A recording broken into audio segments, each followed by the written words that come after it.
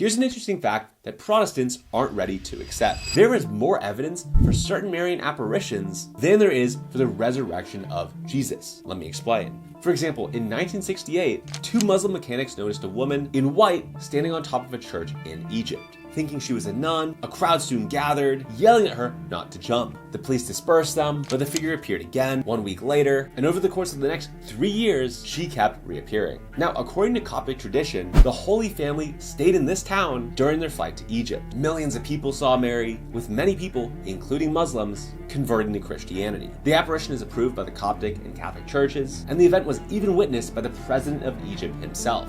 It was on Egyptian TV, there were hundreds of photos, newspapers, and over 250 million eyewitnesses. The police scanned a 10-mile radius and they couldn't find any sort of projector. Now, compare this to the evidence for the resurrection, which is primarily the Gospels and the letters of Paul, as well as a few documents from Roman historians. And look, in no way am I trying to downplay the resurrection of Jesus. Paul says in Corinthians, if Jesus didn't rise from the dead, our faith is useless. But I'm curious how a Protestant would process this information, but discredit Our Lady of Zeitoun without being inconsistent. Not to mention the dozens of other Marian apparitions or Eucharistic miracles, which have been independently verified in laboratories to contain real human heart tissue.